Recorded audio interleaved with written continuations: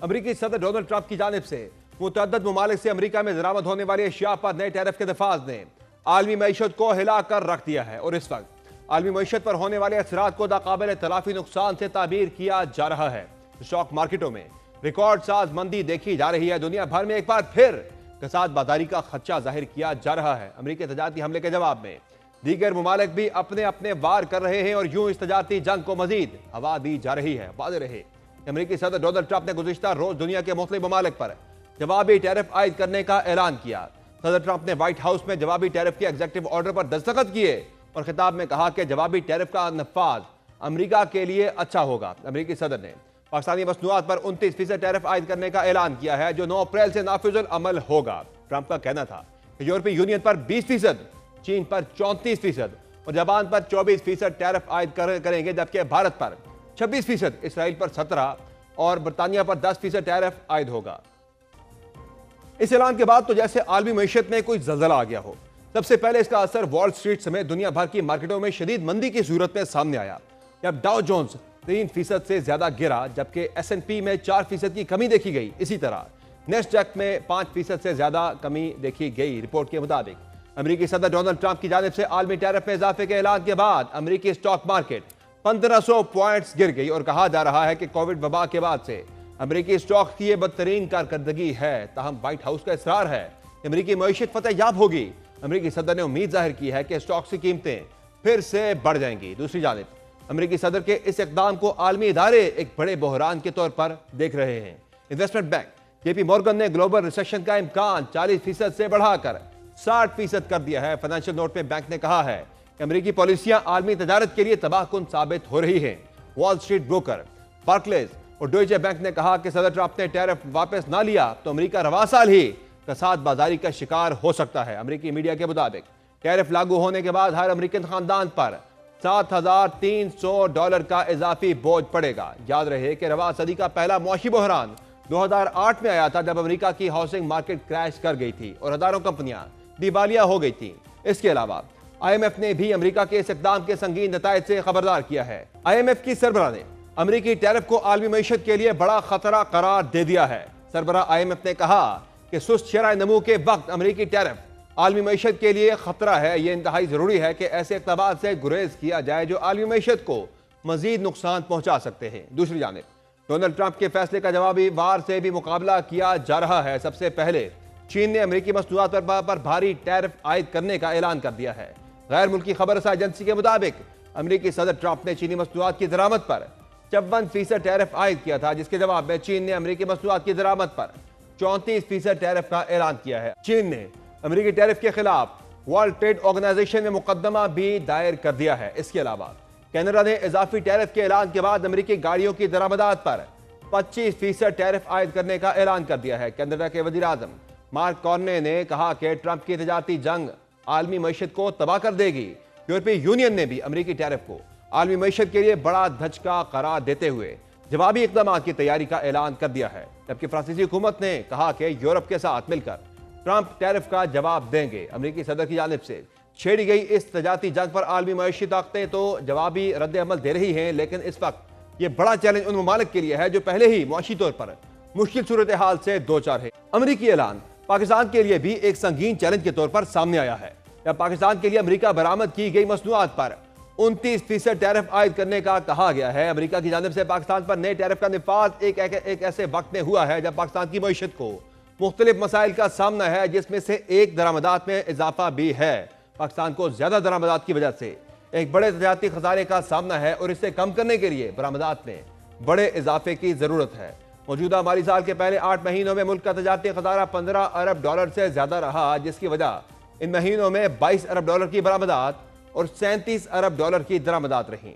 सरकारी आदादोशुमार के मुताबिक पाकिस्तान की बरामदात की सबसे बड़ी मंडी अमेरिका है, जहां दुनिया के किसी दूसरे मुल्क के मुकाबले में पाकिस्तान की सबसे ज्यादा बरामदात रिकॉर्ड की गई हैं। माहिरीन मईशत के मुताबिक सिर्फ पाकिस्तान पर टैरिफ का निफाज नहीं किया गया, बल्कि दूसरे ममालिक भी इसका शिकार होंगे, लेकिन पाकिस्तान की मौजूदा कमजोर मईशत की वजह से मुल्क पर इसका मनफी असर ज्यादा महसूस होगा। दूसरी जानिब पाकिस्तान की अमेरिका के साथ तजारत का जायजा लिया जाए तो तजारत का तवाज़ुन पाकिस्तान के हक में है, यानी पाकिस्तान का ट्रेड वॉल्यूम अमेरिका के साथ सरप्लस में है। सादा मतलब यह है कि पाकिस्तान अमेरिका को $5 अरब से जायद का सामान बेचता है और अमेरिका से 2.5 से 3 अरब का सामान खरीदता है। जबकि फरवरी के महीने में पाकिस्तान ने अमेरिका को $40 करोड़ से जायद की मसनूआत बरामद की और $13 करोड़ की अशियात दरामद की। पाकिस्तान की अमेरिका के साथ तजारत में पाकिस्तान से अमेरिका को भेजी जाने वाली अशिया में सबसे बड़ा हिस्सा टेक्सटाइल मसनूआत का है, जो कुल तजारत का 90% हिस्सा बनता है। इसके अलावा पाकिस्तान से अमेरिका चमड़े की मसनूआत, फर्नीचर, प्लास्टिक, सल्फर, नमक, सीमेंट, खेलों का सामान, कालीन, फुटवेयर और दूसरी अशिया बरामद की जाती हैं। इस फैसले के बाद डॉलर का ज़र मुबादला मुल्क आना कम या बंद हो सकता है, जिससे पाकिस्तान में बेरोजगारी बढ़ने का खदशा है। दूसरी जानिब ऐसी सूरत हाल में जब दुनिया की तमाम बड़ी स्टॉक मार्केट्स क्रैश कर चुकी हैं, पाकिस्तान के हिस्सेस मार्केट में कोई बड़ा असर दिखाई नहीं दे रहा। हम इस वक्त बड़ा सवाल यह है कि अमेरिकी इक़दाम के जवाब में पाकिस्तान का जवाब क्या होगा, जिसका ताहाल इंतजारी है। फिलहाल तो इस मामले पर वज़ीर आज़म ने एक आला सतह स्टीयरिंग कमेटी और वर्किंग ग्रुप तश्कील दिया है। जराये के मुताबिक वज़ीर ख़जाना मोहम्मद औरंगज़ेब 12 रुकनी स्टीयरिंग कमेटी के कन्वीनर होंगे, जबकि सेक्रेटरी तजारत जवाद पॉल वर्किंग ग्रुप का कन्वीनर मुकर्रर किए गए हैं। स्टीयरिंग कमेटी टैरिफ के मामले पर कायम वर्किंग ग्रुप की निगरानी करेगी। 19 रुकनी वर्किंग ग्रुप में मुतल्लिका सेक्रेटरीज कारोबारी शख्सियात भी शामिल हैं। माहिरीन के मुताबिक अमेरिका ने तजारती मामलात पर दो तरफा मुज़ाकरात का दरवाजा भी खुला रखा है, ताकि दोनों बातचीत के जरिए टैरिफ का तयन करें। इस मुतालिक पाकिस्तान क्या हिकमत अमली अपना सकता है, सूरत हाल को किस तरह अपने फायदे की जानिब मोड़ सकता है, ये जानेंगे। हमारे साथ प्रोग्राम में मौजूद हैं मारूफ बिजनेसमैन आरिफ हबीब साहब। बहुत शुक्रिया आरिफ हबीब साहब, आपने ज्वाइन किया प्रोग्राम में। सर ये बताएगा कि जो अमेरिकी सदर की जानिब से एक टैरिफ जंग शुरू की गई है पाकिस्तान के लिए, तो इसमें काफ़ी ज़्यादा मसाइल बदाए दिखाई दे रहे हैं, तो कितना ये इफेक्ट करेगा पाकिस्तानी एक्सपोर्ट्स को? आई थिंक जहाँ तक कि वहाँ जो टैरिफ लगने की वजह से जो ऐसी सिचुएशन पैदा होगी कि चीज़ें जो है वहाँ अमेरिकन के लिए महंगी हो जाएंगी और उससे ज़रा डिमांड डिस्ट्रक्शन उनकी जो है हो सकती है। लेकिन अगर हम इसको कंपेयर करें विद ये reciprocal tariff on other competing countries हमारी, तो उस हिसाब से हम जो है वो बेटर ऑफ हैं। हम बेटर ऑफ हैं, तो हमारा जो कॉम्पिटिटिव डिसएडवांटेज है वो इस वक्त तो इतना नजर नहीं आता है। एंड आई थिंक अब आगे डिपेंड करता है कि नेगोशिएशन पे, कि हमारी हुकूमत जो है वो यूएस के साथ किस तरह की नेगोशिएशन जो है वो कर पाती है और क्या उनके साथ इस बैकग्राउंड में नए अरेंजमेंट जो है वो क्या कर सकती है। लेकिन चूंकि चाइना पे भी जो है वो काफी टैरिफ जो है वो लग गया है, तो वहाँ अब हमारा जो सीपेक 2 है, सीपेक 2 के लिए ज्यादा जो है वो केस बन गया है कि अब ये चाइनीज इंडस्ट्री पाकिस्तान में कुछ रिलोकेट हो, उसके लिए भी हुकूमत पाकिस्तान को ज्यादा तेजी से काम करना चाहिए। तो वहाँ फिर हम जो है वो उसका बेनिफिट और एडवांटेज जो है वो ले सकते हैं। सर ये जो एक राय है कि हमें अपनी जो है वैल्यू एडिशन भी हमें करना होगी, कि हम अभी तक तो हम ज़ाहिर ज़्यादा जो हमारा इंसार है वो हमारी एक्सपोर्ट्स जो अमेरिका में जाती भी हैं, तकरीबन $5.7 बिलियन की हमारी रिसेंट थी, तो उसमें हमारा ज़्यादा जो है वो हमारी जो उसमें ज़्यादा जो हिस्सा है वो जो है वो इसका टेक्सटाइल का है। तो उसके अलावा हमें जो है मज़ीद चीज़ों की तरफ भी हमें जाना होगा, वैल्यू एडिशन हमें करना होगी, मज़ीद हमें इनोवेशन की तरफ जाना होगा, ताकि हमारी एक्सपोर्ट्स का जो हमारा जो उसमें रेंज है, वैरायटी है, वो बढ़े।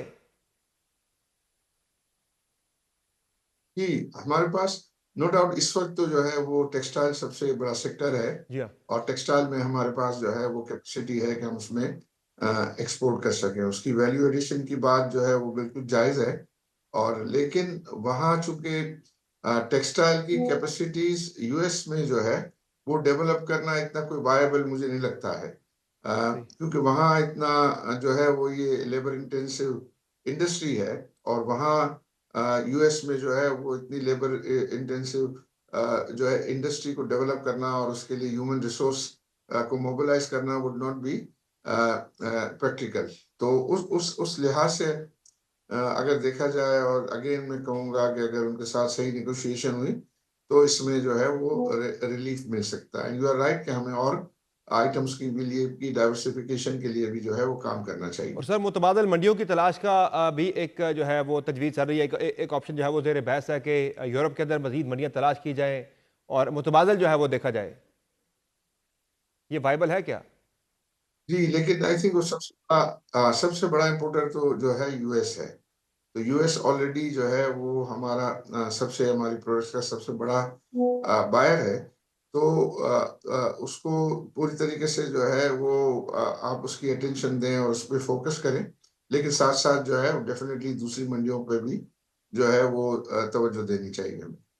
तो सर, इससे ओवरऑल आपको लग रहा है कि जो पाकिस्तानी जो एक्सपोर्ट्स हैं वो आने वाले दिनों में उस पर मनफी असर फिलहाल पड़ेगा, अगर हम नेगोशिएट बेहतर तरीके से नहीं कर पाते और वैल्यू एडिशन की तरफ ही हम नहीं जा पाते, क्योंकि ज़रा हमारा अमेरिका के लिए जिस तरह से बात की, वो तो पाकिस्तान एक बहुत छोटी एक जो है वो यहाँ से एक कंट्री है जहाँ से हमारी एक्सपोर्ट जाती हैं, लेकिन उनकी इम्पोर्ट के लिहाज से बहुत छोटा एक हमारा शेयर है, लेकिन हमारी एक्सपोर्ट के लिहाज से सबसे बड़ा शेयर अमेरिका है, अमेरिका में जाता है।